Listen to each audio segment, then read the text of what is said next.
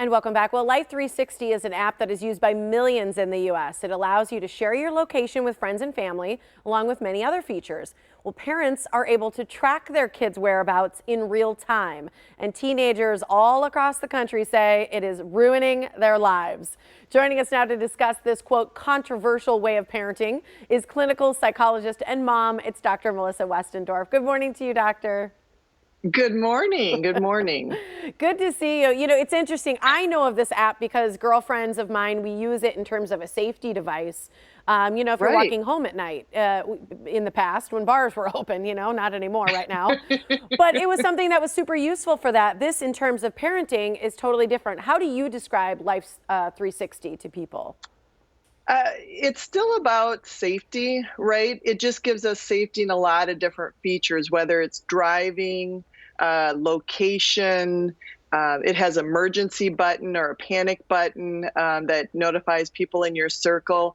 So it is, again, it's a safety device or app that parents can use to help, I don't know, track their kids, I guess, for lack of a better word. Yeah, and I think some of those safety features are actually really great, right? Like it's important to have an SOS. It tells you when your battery's low, how fast their kids are driving. So there's certainly things as a parent to like about this, even as a friend, a family member, whatever it may be, right? What are things that you don't like about it? Well, the overall concern is privacy, right? I mean, we can get dangerously close to almost over parenting, where we're helicopter parenting, whatever word, bulldozing, whatever you want to call it. And so, as your kid gets older, you have to think about those privacy issues and where you're going to find your balance of tracking versus like just some security that you Yeah. have the option of knowing versus tracking them. Yeah, because it can be addictive, I think, to see where your child is all the time. So you're a mom. Do you use it?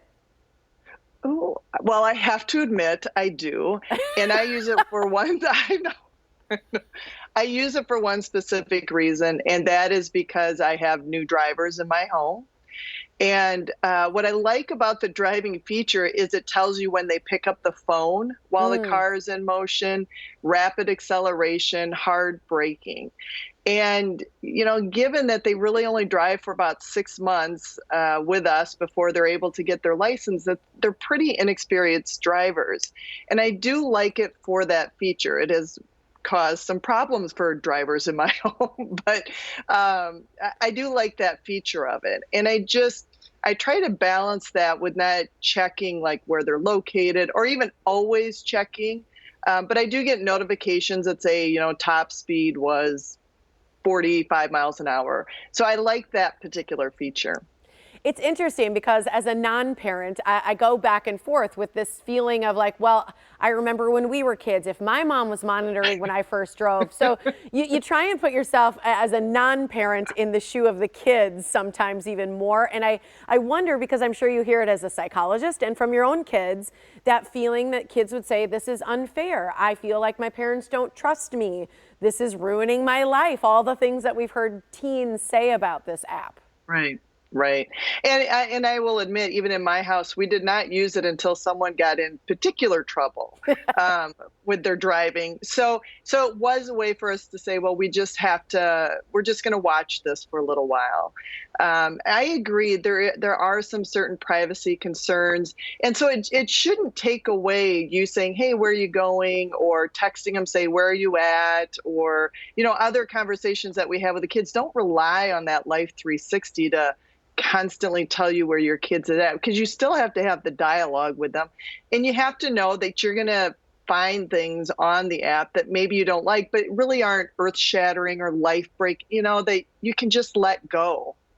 Well, that's interesting you say some of those other things because the Pew Research Center last year said that, what was it, 58% of parents said that they often look at their teenagers' messages, their call logs, and websites that they visit as well. And so I wonder where this tips the scale of, truly supervision and surveillance and what's healthy. Right. I absolutely agree. We have to let our kids grow up, make those mistakes. The panic feature, I guess, is a nice feature of it if kids are off to college. But do you really want to know that your college kid didn't go back to the dorm? Probably not. Yeah. We all had our college experiences. We really have to be careful. And if you find yourself constantly on the app or wanting to check the app, updating where they're at, then I'd say you're probably moving in towards that more surveillance area. And you have to find your nice balance. Like, what do you really need the app for? What do you really want to see where it is? What's the most important feature to you? And then, try to stick to just that, but give them some freedom, especially as your teenager gets older. It's probably easier to start when they're younger with this app, and then it just becomes something that's in the background in your relationship. Starting it when they're older is a little more difficult. I think that is great advice, and then parents can make their own decisions from there. So appreciate everything that you shared with us today. Yeah, thanks for having me. Absolutely. Good to see you. For more information on Dr. Westendorf or the Technology Wellness Center, just go to our website, themorningblend.com, and share this with your kids.